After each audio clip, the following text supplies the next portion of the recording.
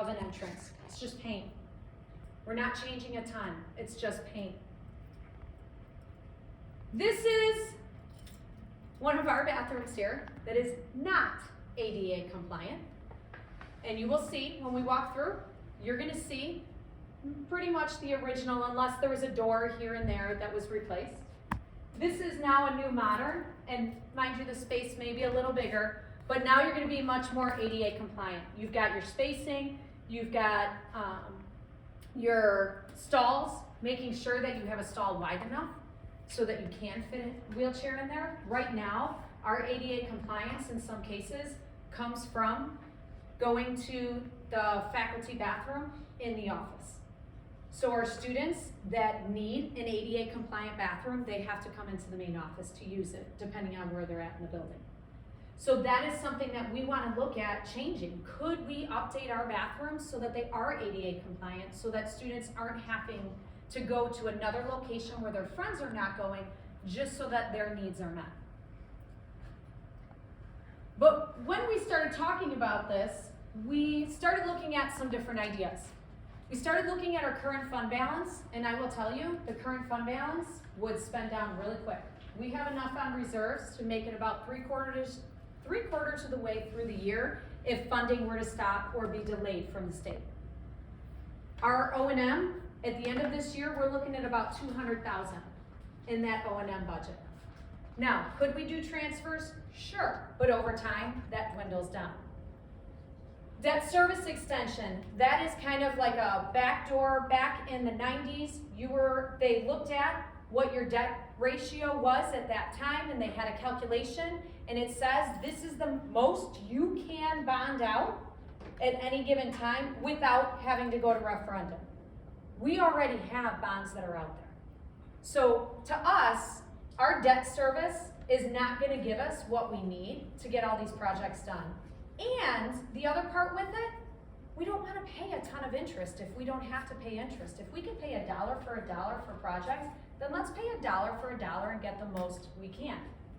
Which is where this piece comes in, the limiting rate increase. And I talked about this at the start for those that came in a little bit later. 22 cents is what we're looking at now. It equates to about $400,000 a year. That would give us 100% of those proceeds to complete projects. So there's not interest that's being used. It's a continuous source of revenues. So you know that each year you're going to have that built into the budget to be able to maintain these projects. And granted, it could increase over time. 10 years from now, that 400,000, maybe 500,000, just because of the EAV and the community going up. The last one was the bond sale. This is the one I talked about, where you would have to pay interest. So when we looked at this, take 400,000 over 20 years, 400,000 over 20 years, it's $8 million. We looked at how much money could we get then on a bond with the interest calculated in. This was back in March, before interest rates even went up higher. So back in March, we were looking at 5.8 million. Now, if you think back, and that's over 20 years, if you think back, our project started at 9.6 million. So 5.8 wouldn't do us any good. But the 8 million to have up here, that would help us. So again, this is just a picture. We partner with PMA Financial. PMA comes out multiple times during the year to tell us where we stand in regards to all of our financing. You can see, here's where it falls off. So our bond in 2023, it falls off. It is done being paid. We have very limited, so then you can see some of our smaller bond payments over here, but it's spread out over time. So then we'll be consistent. We'll have roughly $233,000 that we're still paying in bonds each year. And right now, we're looking at, as those fall off, they fall off. There is no need to recapture that. If we capture this money, we can maintain. So when these fall off in 2029, that's it. One of them falls off. It's the bigger of the two. Then it's the way we structure the bonds so that it's always consistent with the amount of money that's coming through. That's one of the things we do with the finance company. So how does this look? So if I had a $100,000 home and we just let this fall off, I would get roughly $56 back on my taxes.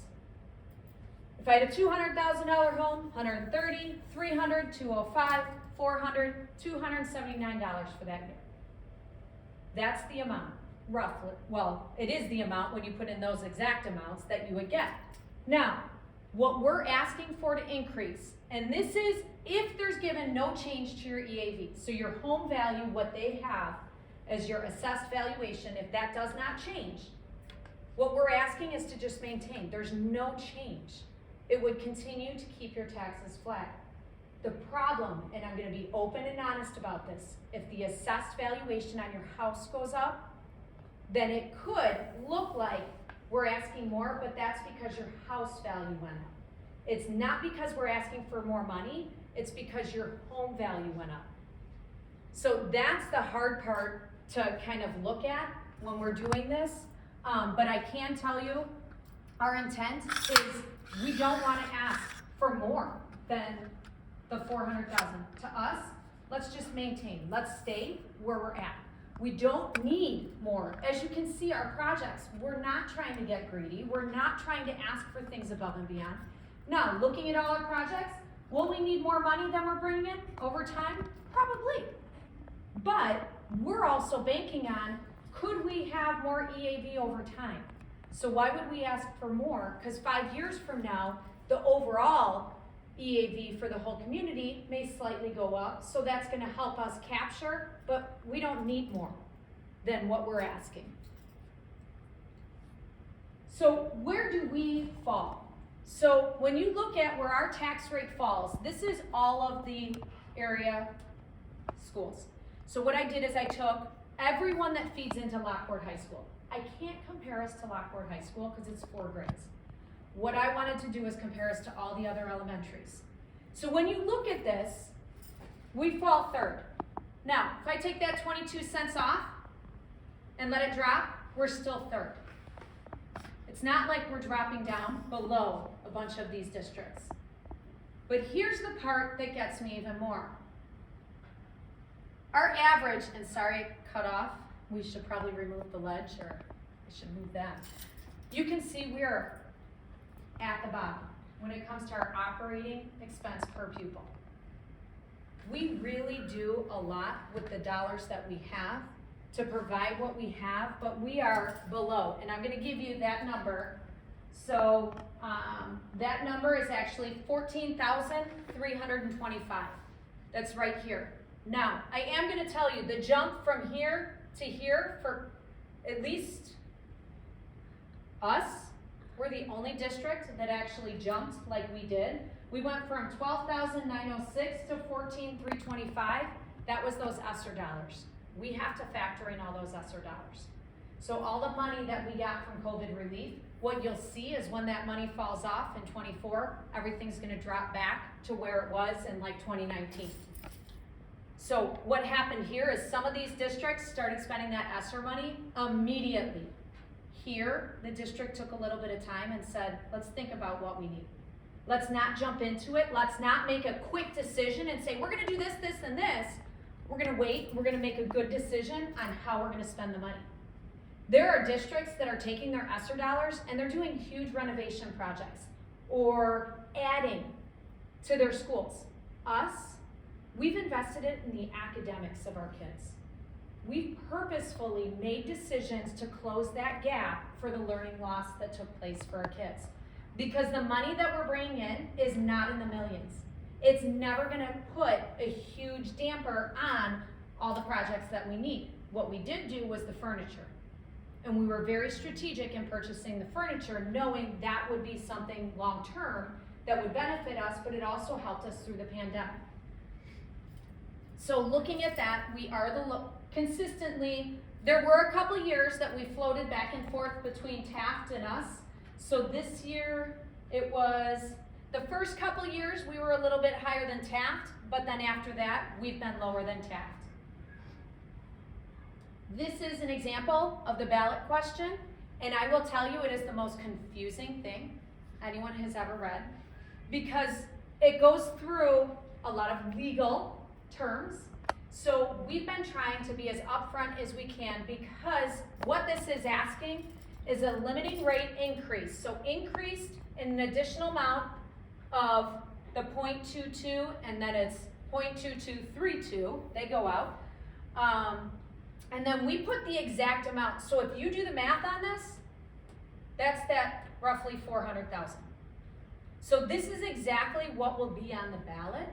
So we're trying to be as upfront as we can. So that 22 cents is giving this, the district, from this 5.7 million to 6.18. So 5.77 to 6.18, which is that rough 400,000. And I want to give some background on how we got to this point.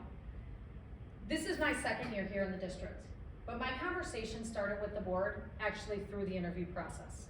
So as much as a board researches and interviews me, I do the reciprocal as well.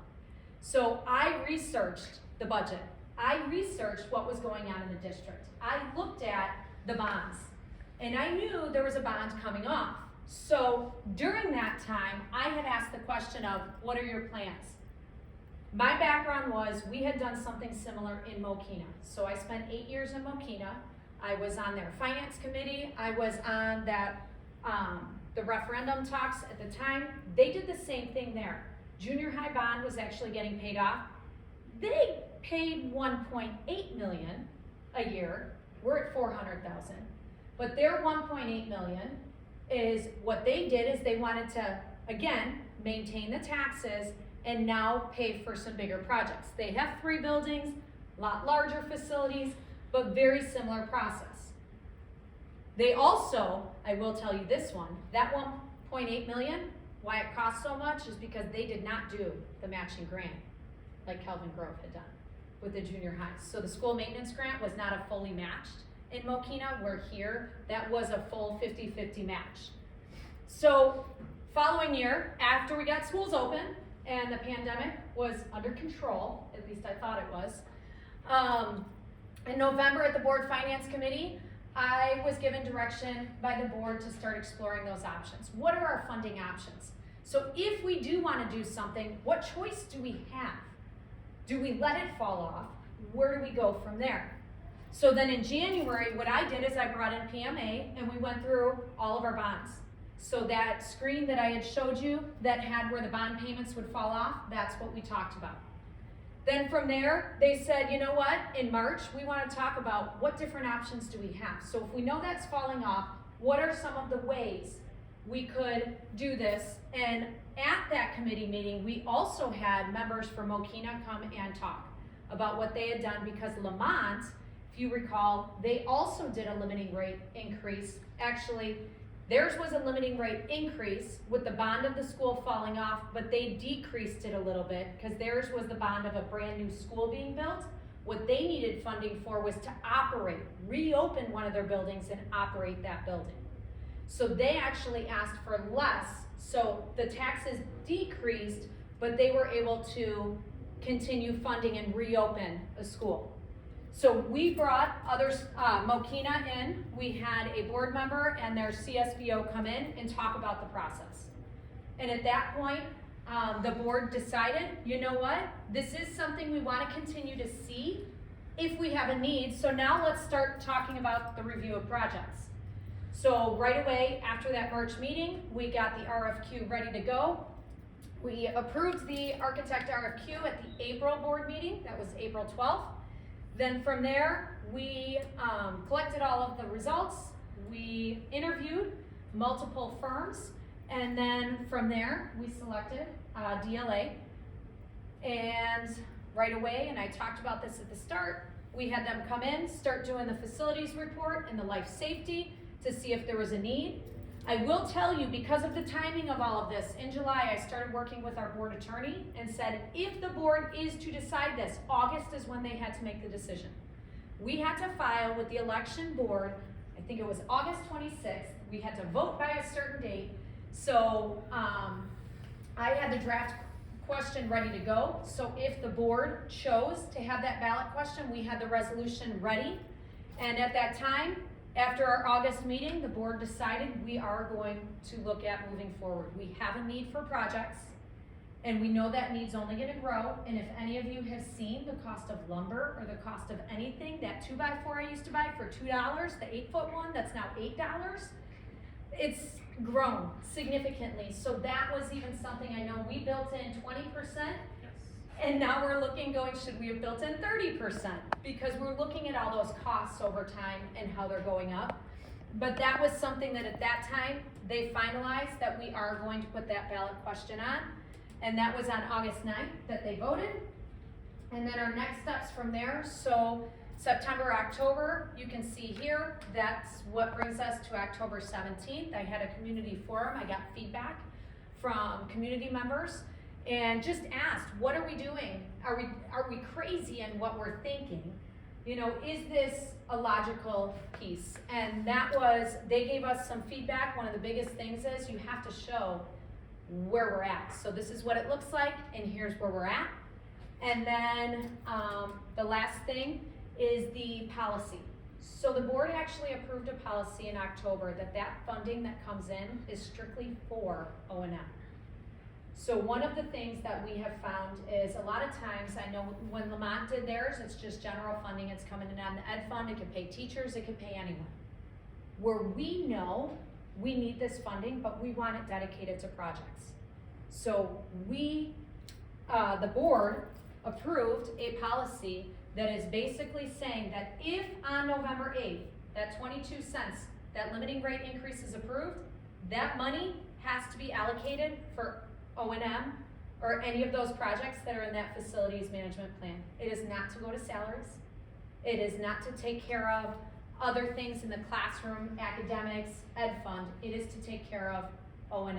So if we're asking for the bond proceeds, we want it to pay for the O&M. So this was actually approved at our last meeting, and the only way, if there is an emergency and they need those funds to use for something else, that has to be a 7-0 vote of the board. Otherwise, over time, say 10 years from now, the board says, we don't need all this money. It's the same way that they approved the ballot question with a majority. They can, as a board, say, you know what, we don't need all 400,000 anymore, or our EAV's gone up, we're gonna abate some of that, and we're still gonna take the 400,000, but we only need 400, so we're gonna give some of it back. They can do that by a majority vote. So that is something that the board was very cognizant on, is if there's ever a time where we don't need all that money for the facility plan, we can make that board vote to be able to give back some of that funding to the community. And then that is all I have at this point. And we've got about 17 minutes for a building tour. So you can shut off from there.